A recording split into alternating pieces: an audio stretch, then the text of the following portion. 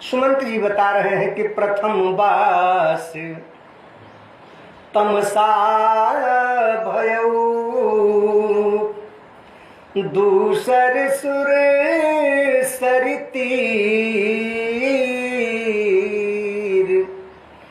नहाई रहे जलपान करी, सिय समेत दो बीर। प्रथम निवास तमसा के तट, दूसरा विश्राम गंगा के तट पर हुआ। और हे नरेश का बताएं, जब विश्राम करते थे प्रभु तो हम लोग का सेवा करते हैं।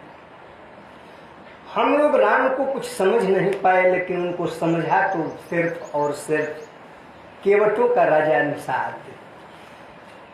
जैसे और नरेश पूछे हो कि का किया, तो सुमंत जी बता रहे हैं कि केवट की बहुत सेवकाई, असो जामिनी सिंहरौर गवाई। बड़ा सेवकाई किया,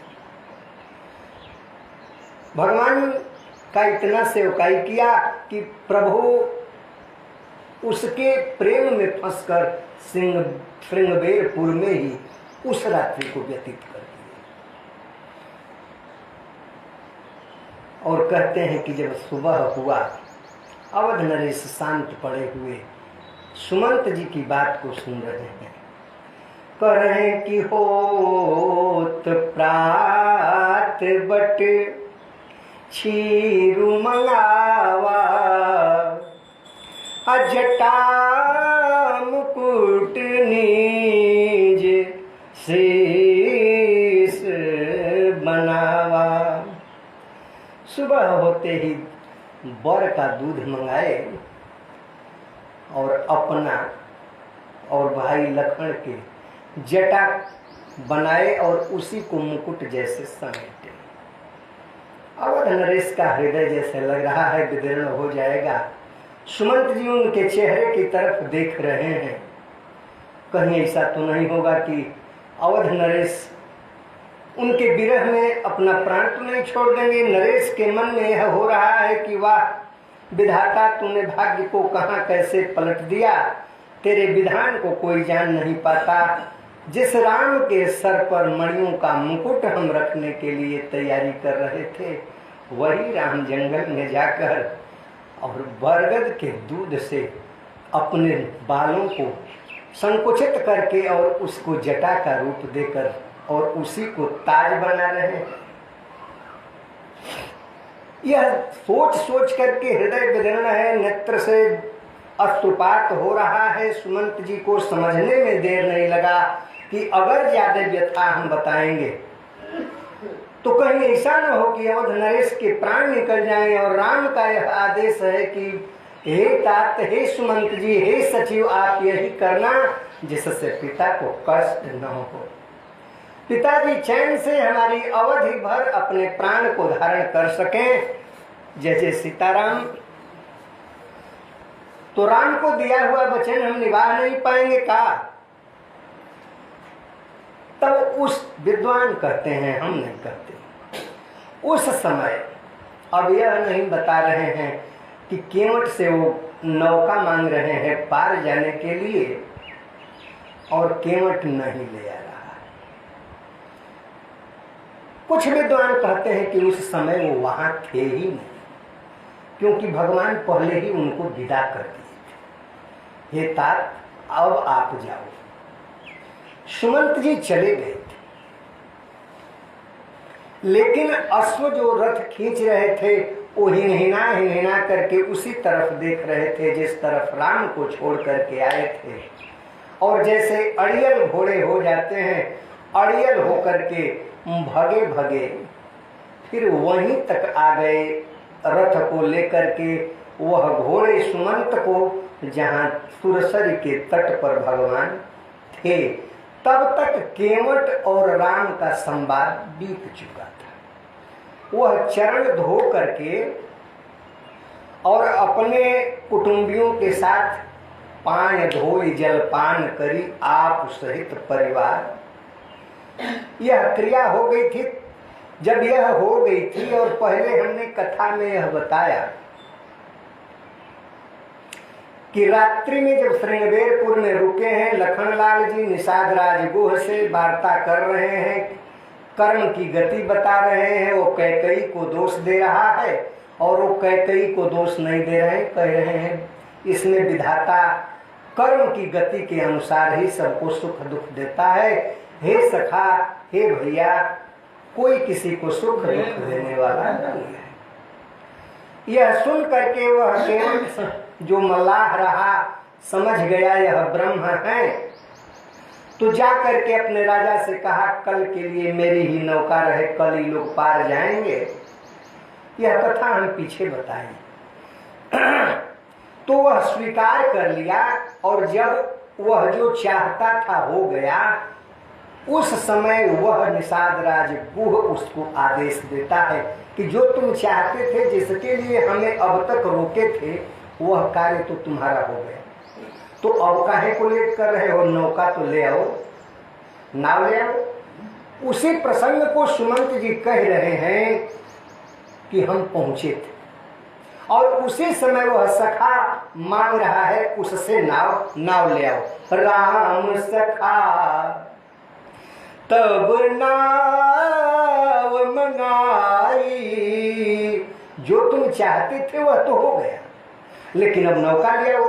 तो जैसे ही वह आदेश देता है, राजा है, नाव लेकर के आ गया। अब जब नाव लेकर के आता है तो प्रिया चढ़ाई चढ़े रघुराई। विद्वानों का मत, अपना कुछ मत नहीं, अपने मति की गति उतना नहीं है कि गोस्वामी जी के द्वारा रचित इस अर्धाली में या किसी भी पंक्ति में प्रवेश किया जाए। जो संत से, महात्माओं से सुना गया है, विद्वानों से सुना गया है, कहीं पढ़ा लिखा गया है, उससे जो भाव प्रकट होता है उसे कहा जाता है।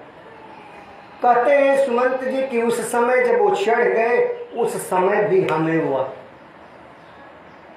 संदेश दिए, पिताजी आप क्यों आ गए? हे तात, अब क्यों आ गए? तो हमने बड़ा निहोरा किया, हे राम, हम तो जा रहे थे, लेकिन ये रथ को खींचने वाले अश्व ही नहीं गए। यही घूम घूम करके आपको देखने के लिए आ गए। अश्वों के नेत्र से कम रामायण में यह लिखा गया, प्रसंग आया।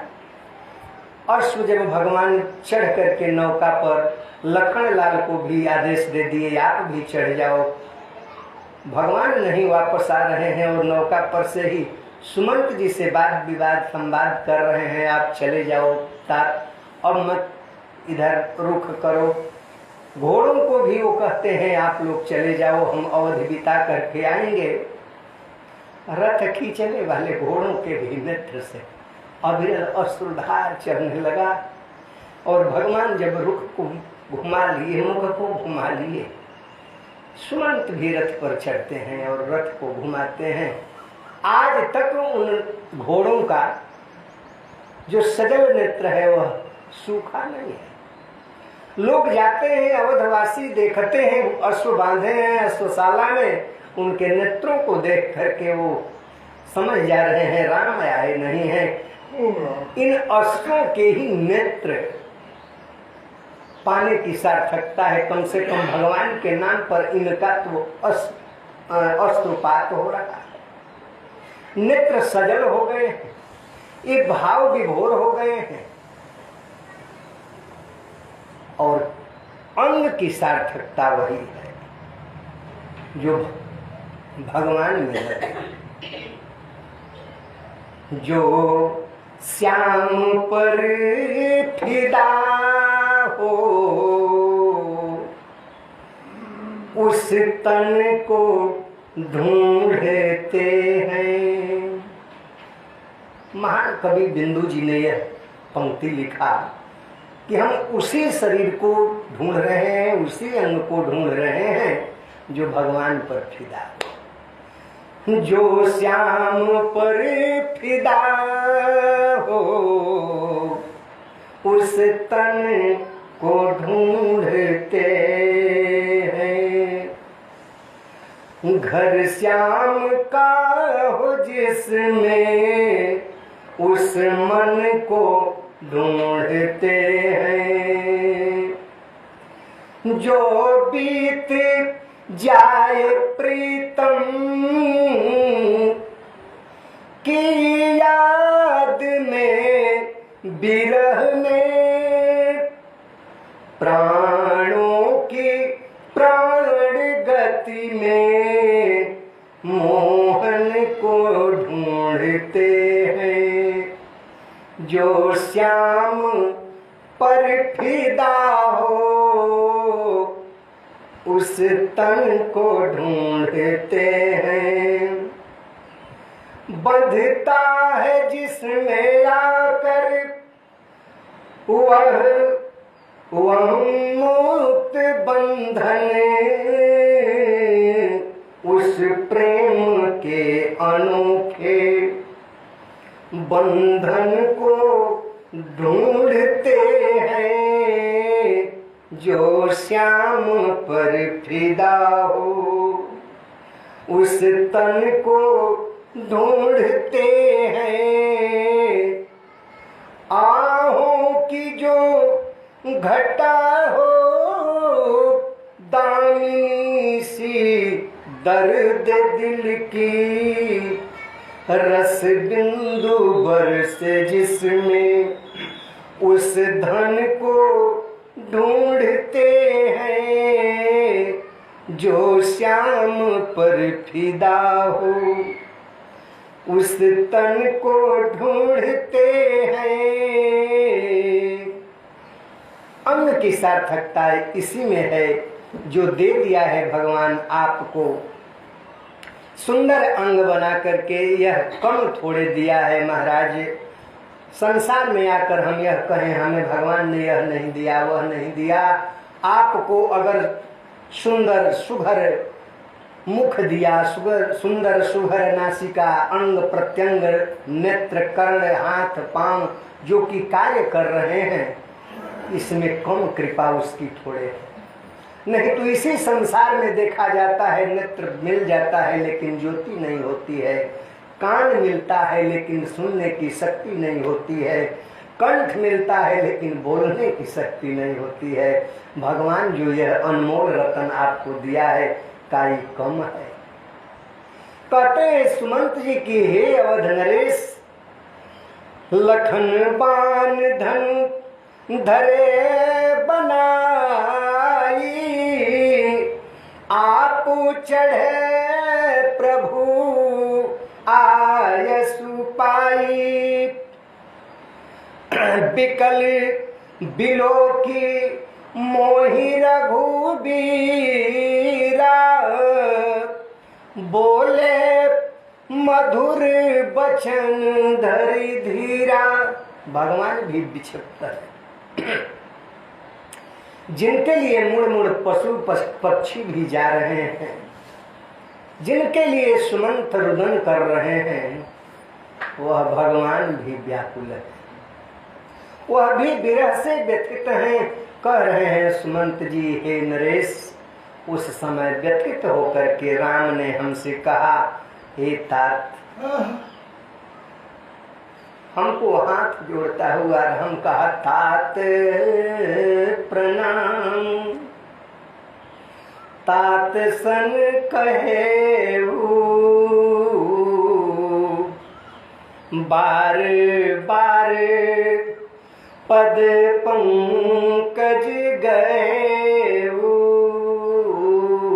राम ने नौका पर चढ़ करके हाथ जोड़कर कहा, हे तात, पिताश्री से जाकर के मेरा प्रणाम कर दीजिएगा, कह दीजिएगा कि राम बार बार आपके कमलवत चरणों में प्रणाम किया है। हरे कर भी पाए परी विनय बोरी, तात करिया जनी चिंता मोरी। उनके चरणों में पढ़ करके कह देना, राम कहे हैं, हे तात, हे पिताजी, आप मेरी चिंता कभी मत करना, मेरी चिंता छोड़ देना। अवध नरेश शांत होकर के सुन रहे हैं। हृदय विदीर्ण हो रहा है, नेत्र सजल हैं, अश्रुपात हो रहा है। रानियां बैठी हुई हैं। बन मग मंगली कुशल हमारे, कृपा अनुग्रह पुण्य तुम्हारे। कहते हैं कि राम ने कहा कि हे तात, जाकर पिताजी से कह दीजिएगा कि वन के रास्ते हम जहां भी जंगल में रहेंगे, पिताजी की कृपा से हमें मंगल ही मंगल होगा, हमें अमंगल नहीं होगा। वह हमारी चिंता न करें, उनकी कृपा हमारे ऊपर हमेशा रहेगी, तो हमें कहीं कष्ट नहीं होगा। कहते हैं सुमंत की राम ने कहा कि तुम्हारे अनुग्रह तात कानन जात सब सुख पाई हूँ, प्रतिपाली आय सुकुशल देखन पाय पुनि फिर आई हूँ। जननी सकल परितोष परि परि पाय करी विनती गणी, तुलसी करहु सोई जतन जेहि, कुशली रही कौशल धनी। करें सुमंत जी, हे नरेश राम ने यही कहा कि कह देना पिताजी से, आपकी कृपा से हम जंगल में जा रहे हैं, वहाँ आपकी कृपा रहेगी, हमें सब सुख प्राप्त होगा। हे पिताजी, प्रतिपालु आय सुकुशल देखन पाए पुण्य फिर आए हों। अवधि बिता करके हम आपके चरणों में पुनः आएंगे। हे नरेश राम ने कहा, इतना ही नहीं, माताओं के चरण में पढ़ करके हमारा प्रणाम कह दीजिएगा। कह दीजिएगा जननी सकल परितोषी परि परि पाए करी विनती घनी। उनके चरणों में पढ़ करके मेरी विनती कह दीजिएगा। का तुलसी करहु सोई जतन जेहि, यही यत्न करें। वह कौन सा यत्न? जिससे कौशलपति अवध नरेश सकुशल रहे हमारे वापस आने तक। सारी माताओं को मेरा प्रणाम करिएगा। गुरु सन कहब संदेश, बार बार पद पदुम गही, करब सोई उपदेश, जेहि न सोचे मोहि अवधपति।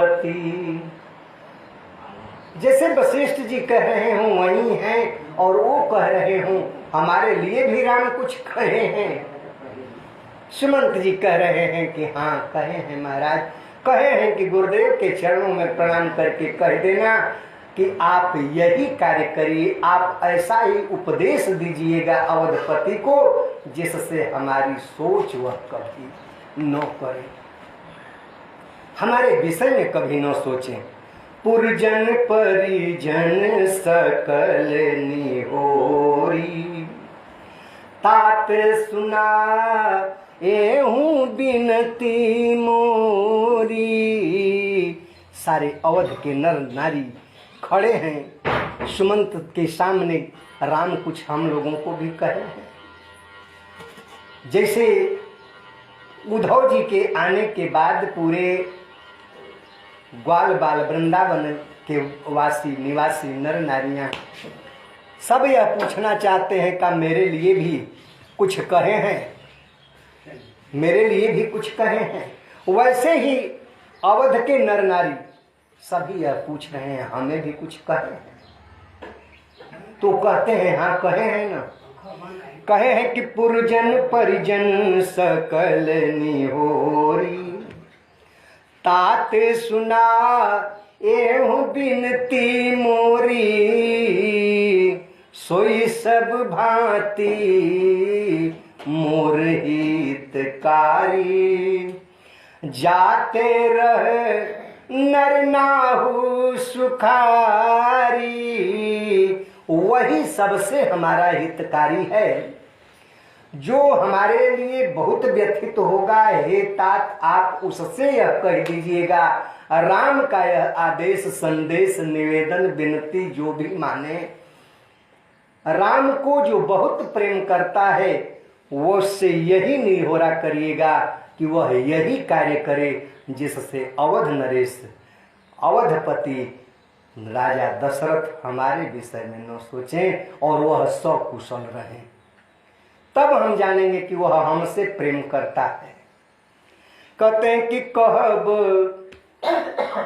संदेशु भरत के आए। भरत के लिए भी राम ने संदेश दिया, कहे मेरा प्रिय भाई है, आने के बाद मेरे विरह को शायद बर्दाश्त न करे। हे तात, भरत से आने पर जरूर कह देना। कब संदेशु भरत के आए, नीति न तजी यह राज पद पाए। कहत कब संदेशु भरत के आए। राजा हो जाने के बाद अनीति करने लगता है राजा। हे तात, भरत जब आवे उनको कह देना राजपद पा करके अनीति न करें, धर्म को न छोड़े, धर्म की मर्यादा की रक्षा करें। का धर्म है तो पाले हूं प्रजहि करम मन बानी।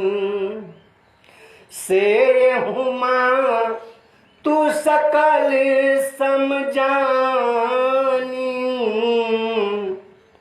पाले हूं प्रजहि करम मन बानी।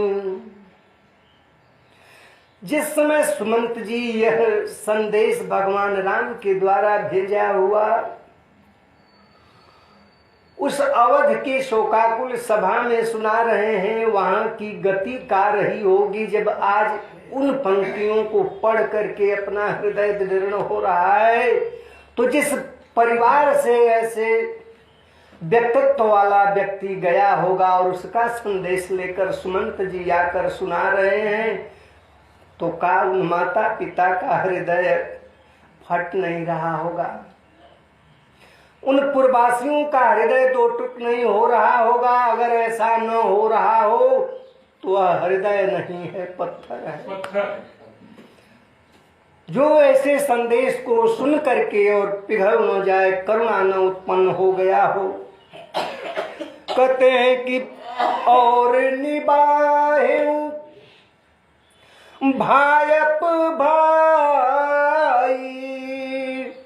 यह भरत के लिए संदेश भगवान राम का है। भरत,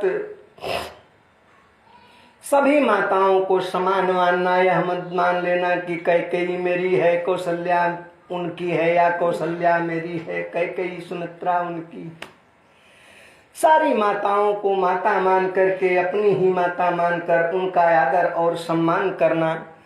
और निभाए हूँ भायप भाई, करी पितु मातु सुजन सेवकाई। कहते हैं सुमंत जी की भगवान ने कहा कि हे भाई, और धर्म का निर्वहन करना, माता पिता स्वजनों की सेवा करके भाई पने को अनंत तक निभाना। भाई का नाता भगवान स्वयं ही कहे हैं, जब लक्ष्मण जी को लग गई है शक्ति, उस समय कहे हैं संसार में भाई सब कुछ मिल सकता है लेकिन जगत न मिले सहोदर भाई। सहोदर भाई, सह उदर वाला, साथ साथ पैदा होने वाला भाई नहीं मिल सकता है। तो भरत भैया से यह जरूर कह देना कि भाई पने को मत बिछाड़े, भाई पने को न भूलें, भाई पने का निर्वहन करें। कहते कि तात भांति ते ही राखब राऊ, सोच मोर जेहि करे न काऊ।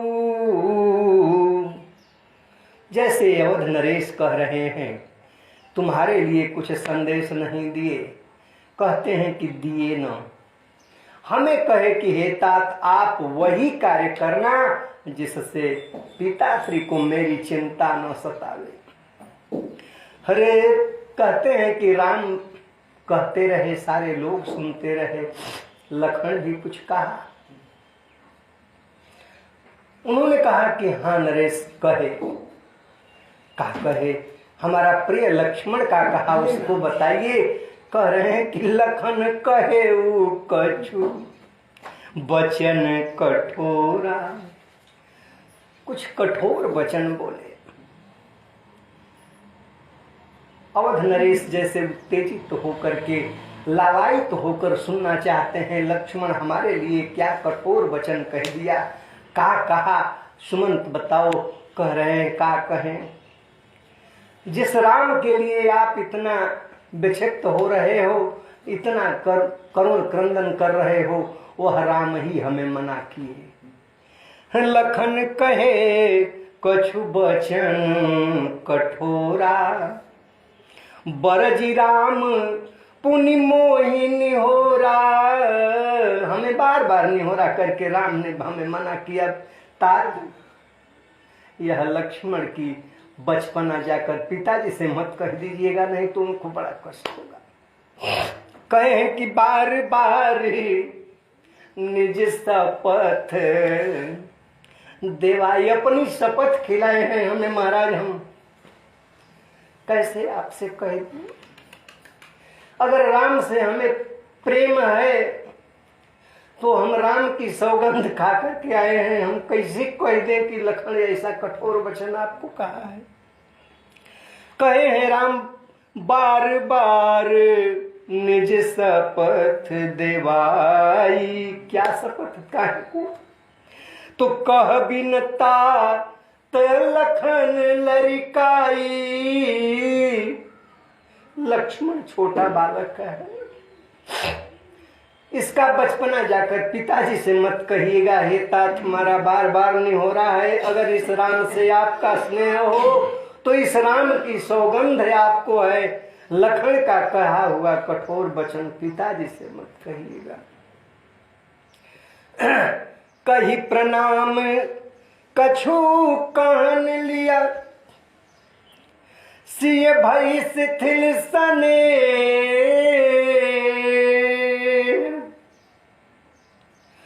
थकित बचन लोचन सजल, पुलक पल लवित दे।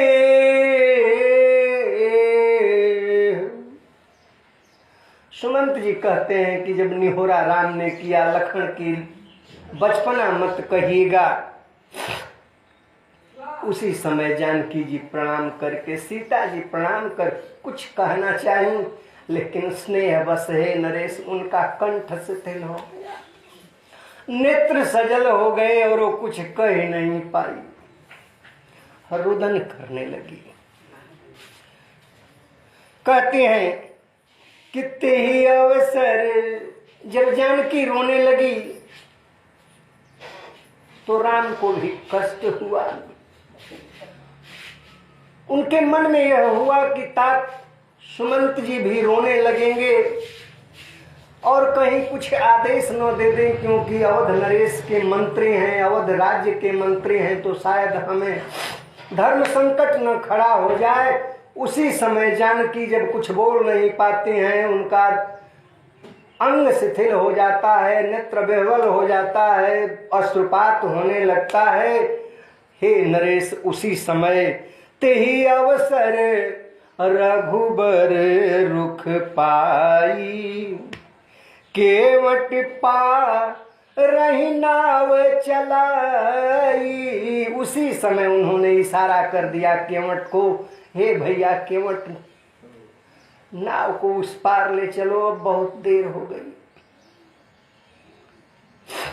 सुमंत जी कहते हैं, हे नरेश रघुकुल तिलक चले यही भांति, देखो ठाड़ कुलिस धरि छाती,